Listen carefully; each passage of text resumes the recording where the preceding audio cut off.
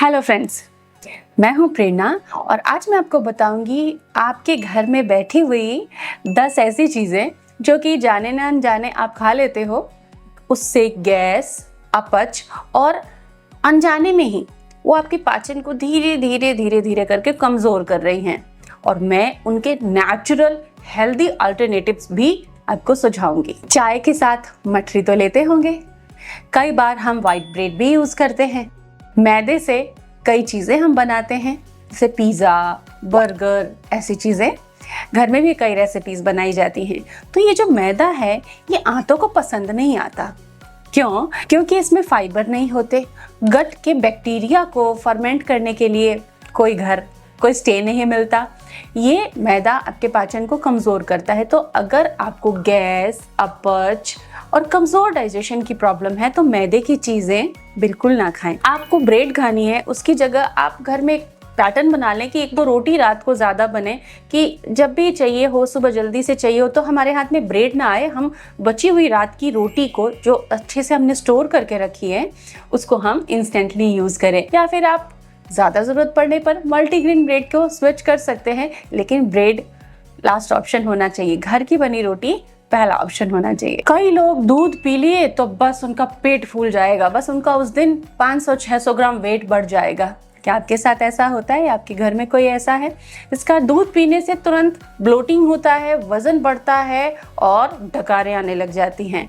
तो ये उनके साथ हो सकता है जिनको लैक्टोज इंटॉलरेंस है। दूध में जो लैक्टोज होता है, कई लोगों को उसको पचाने में कठिनाई होती है। तो जिनकी बॉडी में ये नहीं पचता, वो पेट में डिस्टर्बेंस करता है जाकर।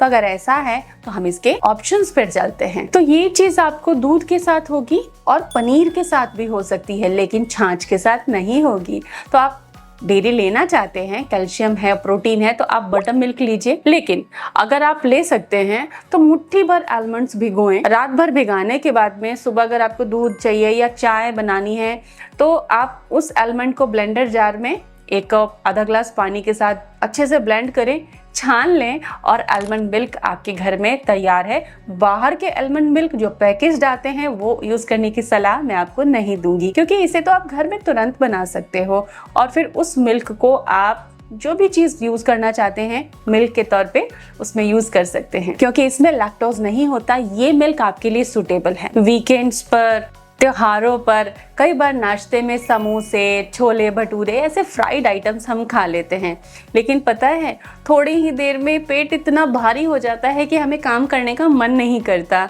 तो ये जो हैवी आइटम्स हैं, डीप फ्राइड फूड हैं, ये गॉल ब्लैडर पर ज़्यादा प्रेशर डालते हैं और ये पचने में बहुत धीमे होते हैं, क्योंकि इनमें फैट बहुत होता है। ये हैवी होता है, पचने में बहुत धीरे पचता है। तो इसको खाने के बाद हो सकता है कि अगला मील आप स्किप करो कि भाई मुझसे तो खाना नहीं खाया जा रहा, मुझे तो भूख ही नहीं लग रही है। तो ऐसे में इस एसिडिटी से, इस ब्लोटिंग से, इस इंडाइजेशन से कैसे बचें? तो आपको डीप फ्राइड, तेल में फ्राइड समोसे की बजाय उन समोसों को एयर फ्राई करके खाना चाहिए। सारा प्रोसेसिंग सेम है। समोसा आप बनाइए लेकिन तेल में फ्राई मत कीजिए, एयर फ्रायर में फ्राई कीजिए। भटूरे बनाने की बजाय आप कुलचा बना सकते हैं और उस पर हल्का घी अप्लाई करके उसको खा सकते हैं फेस्टिव पे, वीकेंड पे या शौकिया तौर पर। इसी तरीके से चिवड़ा है, मुरमुरे हैं, इन सब के एयर फ्राइड आप वर्जन के स्नैक्स बना सकते हैं और उनको अपने खास मौक़ों पर यूज़ कर सकते हैं, जिसमें कि ऑयल कम है। ऑयल कम हो जाने से वो कैलोरी डेंस नहीं रहता, आसानी से पचता है और एसिडिटी, गैस और इंडाइजेशन नहीं करता। गर्मियों में जब आप बाहर निकलते हो तो मन करता है कुछ ठंडा ठंडा पिएं और तुरंत से उंगली जाती है कोल्ड ड्रिंक्स की तरफ। जी नहीं, अगर आप कार्बोनेटेड ड्रिंक्स पीते हैं, इनमें हाई शुगर होता है, प्रिजर्वेटिव्स होते हैं और कुछ हार्मफुल केमिकल होते हैं जो आपके बॉडी के लिए अच्छे तो नहीं है, बिल्कुल भी अच्छे नहीं हैं।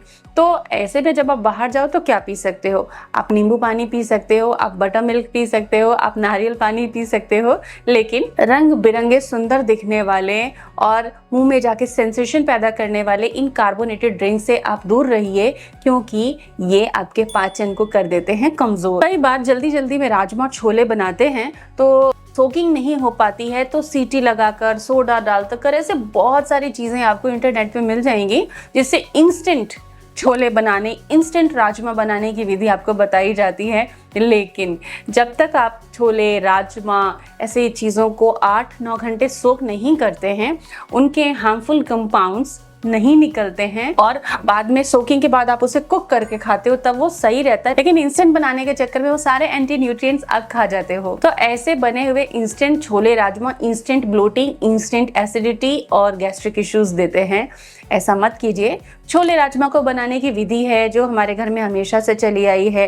थोड़ा प्लान करके सोकिंग कीजिए, रात भर भिगोइए, फिर अगली सुबह अगले दिन उसको प्रॉपर कुक कीजिए। इसमें थोड़ा हींग, जीरा, हल्दी, जिंजर, ये सारे स्पाइसेस हम यूज करते हैं उसके कुकिंग में, जो गैस और ब्लोटिंग को कम करते हैं। हमने तो भाई शुगर छोड़ दी, तो हम क्या लेते हैं, तो हम वो ले लेते हैं आर्टिफिशियल स्वीटनर ले लेते हैं।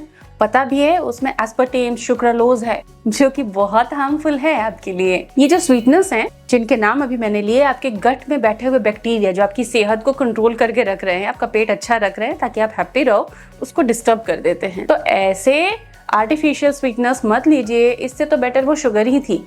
तो आप क्या ले सकते हो, ना आपको शुगर लेनी चाहिए, ना सुक्रालोज, एस्पार्टेम, और बहुत ज़्यादा मात्रा में माल्टोडेक्स्ट्रिन भी नहीं लेनी चाहिए। आपको लेना चाहिए स्टीविया, या फिर आप खजूर यूज़ कर सकते हो, नेचुरल है। अगर ज़्यादा इश्यूज़ नहीं है तो खजूर यूज़ करें, और खजूर यूज़ करने से भी प्रॉब्लम है आपका ब्लड शुगर लेवल में, तब आप स्टीविया इस्तेमाल कर सकते हैं। सुबह उठते हैं तो एक चाय, फिर पड़ोसी आ जाते हैं दूसरी चाय, नाश्ते के बाद तो चाय चाहिए ही नहीं, तो नाश्ता नहीं पचता, तो ऐसे हो जाती है दोपहर तक ही 3-4 चाय। अगर आप भी चाय कॉफ़ी बार बार लेते हो तो आपका डाइजेशन तो बिल्कुल रोने लग जाएगा।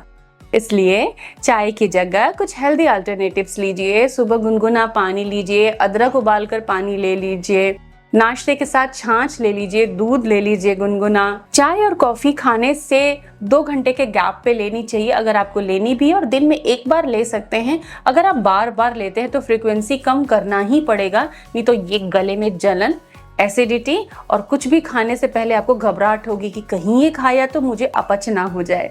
तो कैफीन और टी को आप कम कीजिए। कुछ हेल्दी टी ऑप्शंस मैं आपको यहाँ सजेशन में दे रही हूँ। क्या आप भी सुबह उठते ही फ्रिज से निकाली बॉटल और ठंडा ठंडा पानी आपने पी लिया? तो ये जो ठंडा पानी है या आइस्ड चीज़ें हैं, ये आपकी पाचन अग्नि को, जो पेट में अग्नि होती है, उसको मंद करते हैं।